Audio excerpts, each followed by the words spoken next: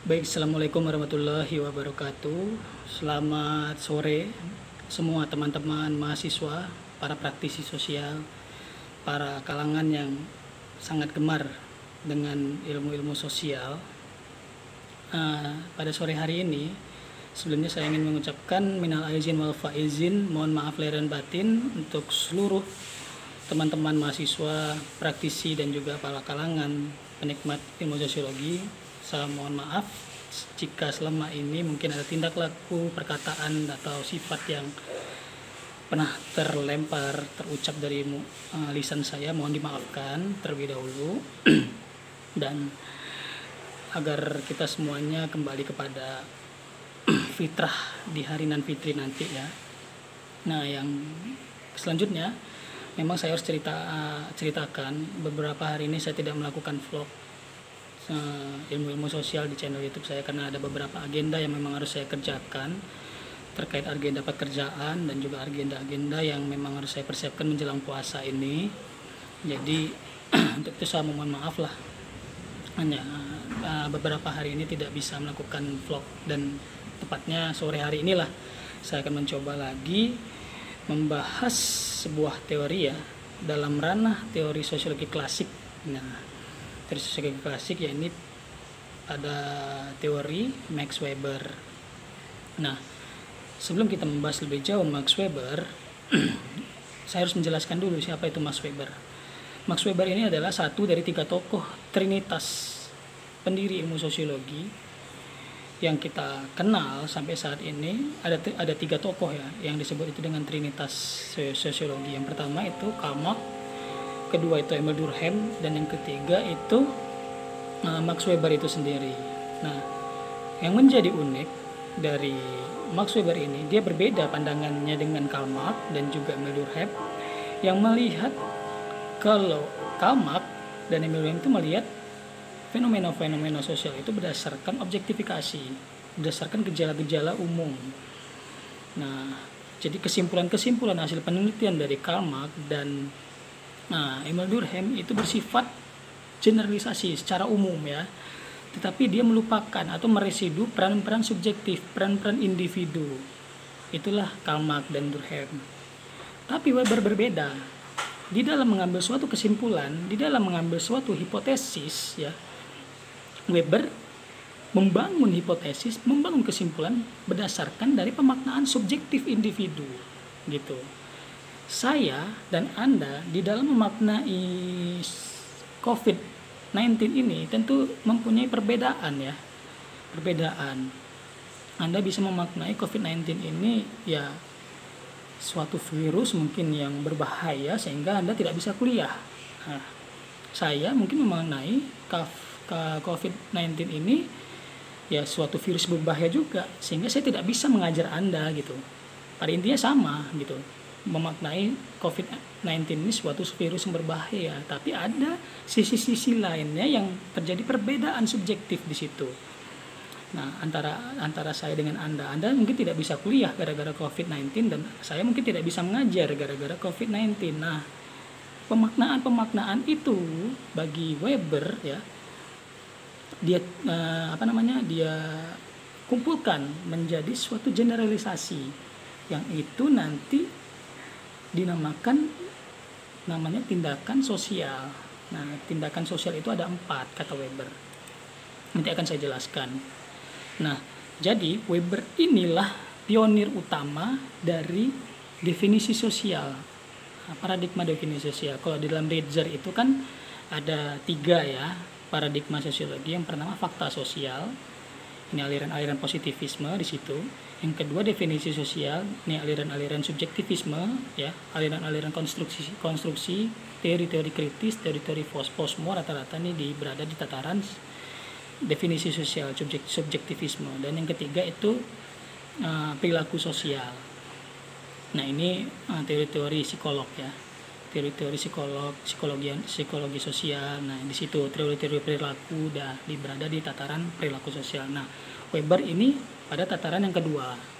Dan kedua definisi sosial. Nah, penelitian kualitatif itu tidak lepas dari pengaruh Weber. Jadi kalau membahas Weber otomatis itu kualitatif. Kalau Anda menginginkan menginginkan penelitian Anda nanti kualitatif, berarti Anda tidak terlepas dari pemikiran-pemikiran Weber. Belajarlah Weber dulu kalau ingin Anda menggunakan penelitian kualitatif, ya. Analoginya gini, sebagai contoh, ketika kita mancing gitu atau berada di tepi sungai, terus kita lempar batu itu ke dalam sungai dengan kondisi kita sendirian di sungai itu, terus kita lempar batu itu ke dalam sungai, itu hanya tindakan, bukan tindakan sosial gitu. Jadi macam orang melamun gitu ya, kita melamun di tepi sungai terus kita lempar-lempar batu gitu ke tepi sungai, nah itu hanya tindakan gitu, bukan tindakan sosial. Nah, yang dimaknai Weber tindakan sosial itu adalah seperti ketika kita ganggu orang pacaran, ketika kita ngeprank orang pacaran, ya, ketika kita ngeprank orang lagi mandi, misalnya dikasih sampo ya, mungkin kalian pernah di YouTube lihat seperti itu, ngeprank lagi mandi dikasih sampo. Itu tindakan sosial bagi Weber karena ada tujuannya. Tetapi kalau kita melamun, kita galau itu di sungai, ya, kita lempar batu, ada percikan air, itu bukan tindakan sosial karena tak ada tujuannya. Kita tidak berpikir di situ, kita hanya melamun. Nah, yang dikatakan tindakan sosial di mana tindakan itu dimaknai si individu yang mempunyai tujuan tertentu gitu. Mempunyai tujuan tertentu. Nah, itu tadi contohnya kita ganggu orang mancing ya.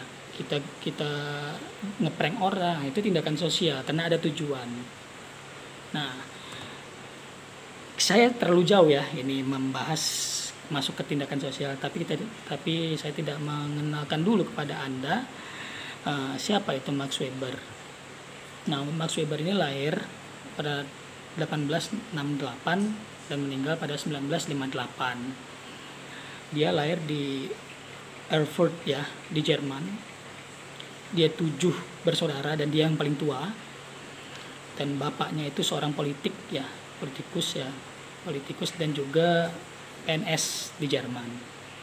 Kemudian dia belajar di Jerman. Pertama dia berkuliah di University of Heidelberg, kemudian University of Berlin dari tahun 1882 sampai 1884. Kemudian dia menerima gelar doktornya di tahun 1889 dari Universitas of Göttingen. Jadi dapat kita bayangkan betapa jeniusnya nih Weber. Dalam 7 tahun dia mempunyai beberapa gelar sarjana. Jadi kita dapat bayangkan 7 tahun dia bisa memiliki gelar S1, S2, S3 ya. Kemudian dia menikah pada 1893 dengan seorang feminis dan penulis bernama Marion Schweinsteiger. Dan tahun 1896 dia diterima mengajar di Universitas of Freiburg ya. Weber ini orangnya pinter, cuman dia sering sakit-sakitan. Tapi sama dengan Gramsci itu pinter ya, cuman dia orang cacat. Tapi di balik kecatatannya itu Gramsci dia mampu mendobrak tataran masyarakat Italia pada saat itu. Nah, begitu juga Weber, dia mampu mendobrak tataran masyarakat Eropa dengan sosiologinya itu, meskipun dia orang yang sakit-sakitan. Kemudian dia punya saudara bernama Alfred Weber. Alfred Weber ini saudara sepupunya Weber, bisa dikatakan satu nenek, satu kakek, cuman berbeda orang tua. Nah, itulah Alfred Weber. Tidak banyak kita bahas di situ. Dia juga seorang sosiolog juga ya. Nah, Weber tadi itu dia berbeda dengan Durkheim dan Marx. Dia menurut Weber dalam mengkaji masyarakat sebaiknya harus menggali makna yang terdapat dalam tingkah laku dan interaksi seseorang dengan yang lain. Nah, makanya metode Weber ini terkenal dengan Verstehen, bahasa Jerman. Verstehen itu artinya interpretatif, pemaknaan. Kalau di Indonesia kan itu pemaknaan, interpretatif. Nah, Verstehen. Jadi orang kita yang ingin penelitian menggunakan kualitatif pasti Weberian, pasti. Jadi kalau kalian ingin meneliti penelitian kualitatif yang bersifat subjektif, yang bersifat deskriptif, memaknai, menceritakan, itu pasti Weber. Belajarlah Weber. Gitu. Sumbangan pemikiran Weber lainnya ada tentang tipe ideal tindakan sosial tipe ideal. Tipe ideal adalah konsep yang dibentuk ya oleh sosiologi untuk menggambarkan karakteristik utama dari suatu fenomena. Nah, tipe ideal itu merupakan alat untuk sosiolog melakukan generalisasi. Karena itu tadi, subjektivisme itu berbeda-beda pemaknaannya. Saya dengan Anda dalam memaknai suatu fenomena itu pasti berbeda. Makanya perlu ada subjektifikasi, makanya perlu ada generalisasi. Nah, sebagai contoh, orang memandang cantik itu berbeda-beda. Ada yang cantik itu tubuhnya seksi, gemuk ya. Ada yang memandang cantik itu tubuhnya langsing seperti biola Spanyol. Nah, tapi hakikatnya sama, cantik ya. Nah, disinilah Weber melihat cantik itu yang disepakati secara bersama-sama itu seperti apa. Nah, contoh, saya orang cantik itu hidungnya mancung, nggak peduli dia mau gemuk, mau kurus, mau tubuhnya kayak biola Spanyol, yang penting hidungnya mancung. Ah, itu cantik. Itulah generalisasi. Jadi istilahnya cantik itu bermacam-macam bagi Weber, dimaknai individu itu bermacam-macam, tapi ambillah satu titik temu dari perspektif bermacam cantik tadi itu, ambil satu titik temu yang itu dijadikan cantik secara generalisasi, cantik secara keseluruhan. Nah, orang cantik itu pasti mancung, orang cantik itu pasti putih gitu. Nah, macam-macam. Kalau di samping itu dia cantik, dia suka tubuh orang gemuk, ya bagi dia mungkin cantik itu ya orang gemuk, kulitnya putih, hidungnya mancung. Nah, bagi yang lain cantik itu ya tubuhnya bohai ya, tubuhnya bohai, hidungnya mancung, kulitnya putih. Nah, itu harus disamakan sama Weber ya. Jadi bikinlah suatu generalisasi cantik itu yang bisa diterima seluruh orang gitu. Itu saya contohkan tadi. Makanya tipe ideal itulah yang menjadi bingkai dari bermacam-macam subjektivisme individu itu tadi. Menurut Weber, para sosiolog itu juga harus bebas nilai. Nah, bebas nilai dalam artian kita di dalam memaknai sebuah fenomena tidak boleh berangkat dari sudut pandang teori. Ya. Contoh, saya ingin meneliti tentang rasisme. Ya. Saya ingin meneliti tentang rasisme. Saya misalnya jago teori Marx tentang perlawanan gitu ya. Saya nggak boleh sebagai seorang sosiolog harus melihat rasisme itu dari kacamata Marx dulu, tidak boleh. Karena belum tentu apa yang ada di pikiran saya ini tentang Marx tergambarkan pada rasisme, belum tentu. Bisa jadi pada saat kita turun lapang, pola-pola pikiran kita tentang Marx, tentang perlawanan Marx itu dalam bingkai rasisme itu tidak ada justru gitu. Nah, itu yang dilihat Mas Weber. Jadilah peneliti yang bebas nilai, jangan terkungkung pada objektivisme teori itu.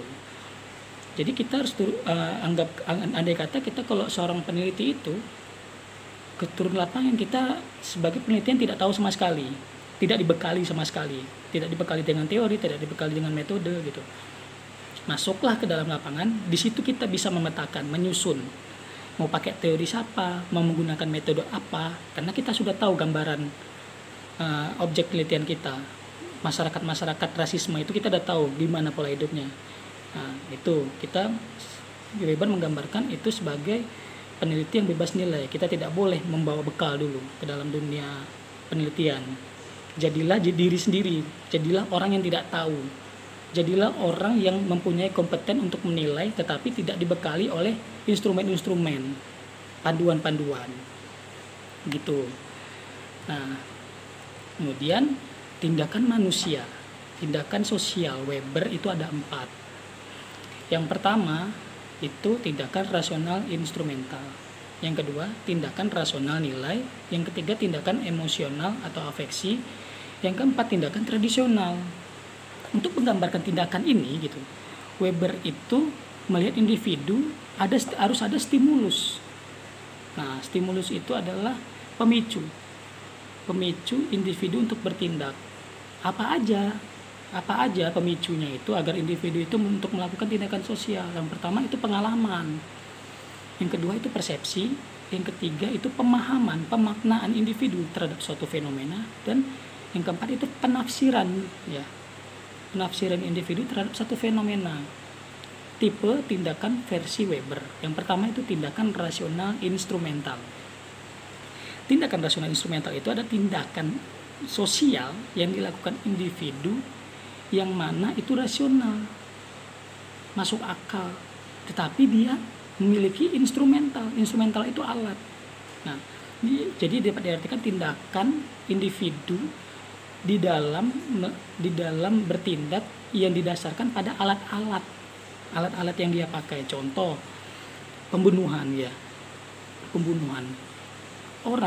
Seorang pembunuh, dia ingin melakukan pembunuhan terhadap suatu korbannya, dia sudah memikirkan tindakannya itu matang-matang, sehingga dia menggunakan alat, pisau, tali misalnya, menggunakan misalnya kalau bom bunuh diri menggunakan bom instrumental. Nah, itu instrumennya itu tadi pisau, menggunakan alat, karena tindakan itu dilakukan berdasarkan pemikiran manusia, ya, pemikiran manusia yang didasarkan penggunaan alat-alat di dalamnya. Yaitu tadi tindakan rasional instrumental itu tindakan sosial yang dilakukan individu, yang dimana dia memaknai tindakan itu menggunakan alat-alat.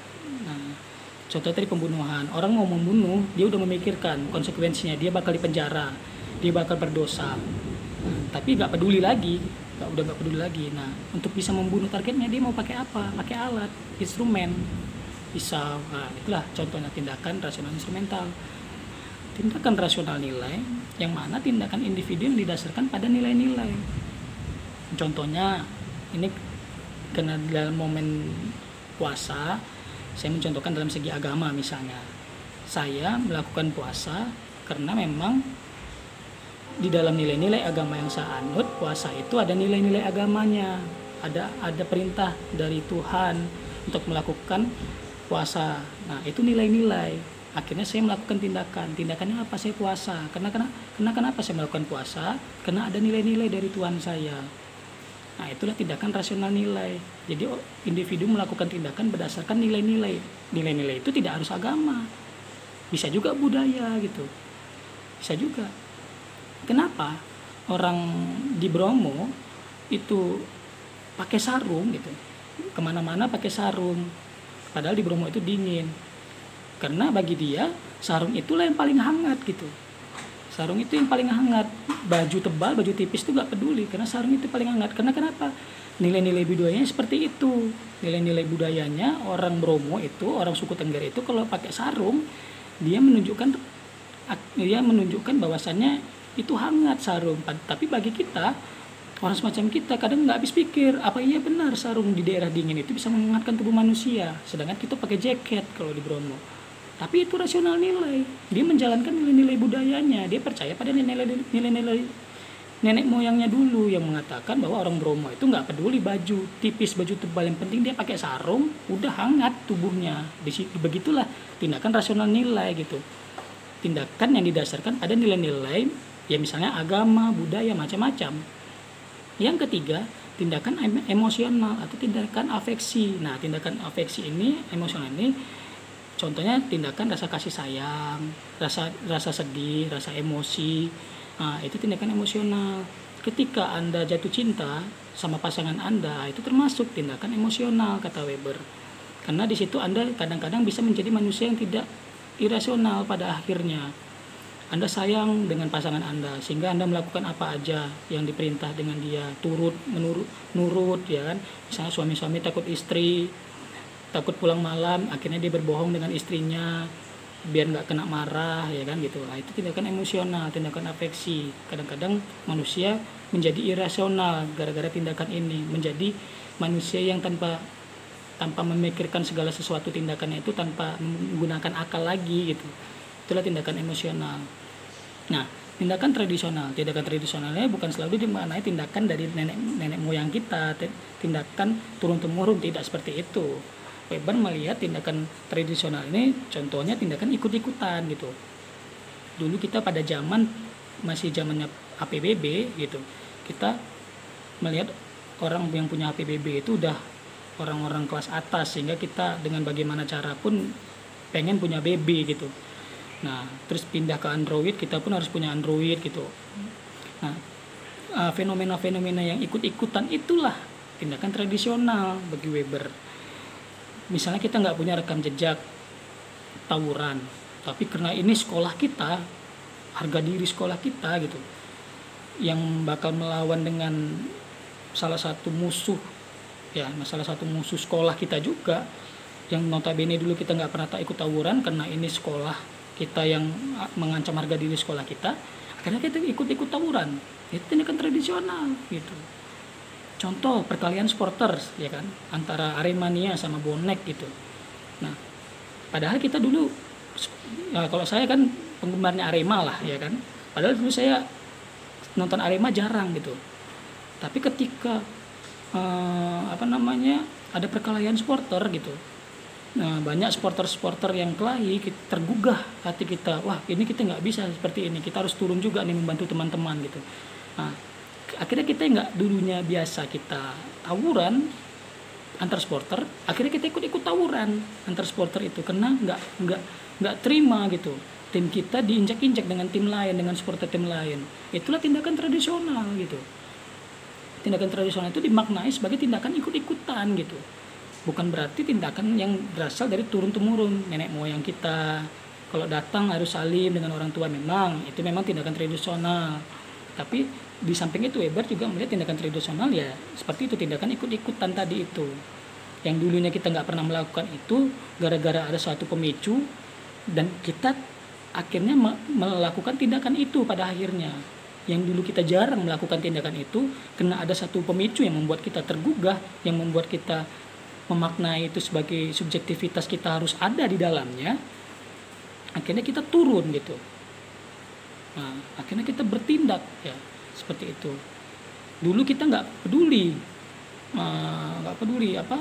siapa presiden, siapa wakil dewan kita, tapi karena di anggota dewan sekarang misalnya karena ada anggota dewan salah satu kerabat kita gitu, akhirnya kita berbondong-bondong mendukung dia, ikut kampanye karena dia kerabat kita gitu. Padahal dulu kita sebelumnya nggak pernah peduli siapa anggota dewan, siapa yang mau kita pilih, tetapi karena ada kerabat Anda gitu ya yang mengikuti caleg dewan, akhirnya kalian ikut memposting kampanye dia, ikut memposting segala agenda dia, ikut pergi kampanye, karena itu kerabat Anda, otomatis Anda harus membantu memenangkan dia gitu kan. Padahal sebelumnya Anda tidak pernah mau tahu tentang politik, tentang caleg gitu. Nah, itulah tindakan tradisional, tindakan ikut-ikutan. Nah, sampai situlah kita akan bahas Weber untuk sore hari ini ya. Saya akan bahas tadi melalui sedikit biografinya dan teori tindakan rasionalnya itu ya, tindakan sosialnya itu, dan ini akan kita lanjutkan lagi di minggu depan tentang birokrasi, tentang etika protestannya Weber. Cukup sekian dari saya. Jika ada komen ya, saran, masukan, pertanyaan, silakan bertanya di kolom YouTube saya. Saya terbuka menerima kritikan, saran, masukan, pertanyaan. Selagi bisa saya jawab akan saya jawab. Di sini intinya dari kita untuk kita, tidak ada yang lebih diunggulkan ya, tidak ada yang lebih jago di sini. Semua kita bebas belajar di sini selagi dalam koridor perspektif ilmu sosialnya Max Weber. Cukup sekian dari saya. Wabillahi taufiq wa hidayah. Wassalamualaikum warahmatullahi wabarakatuh. Selamat sore, salam sejahtera untuk kita semua.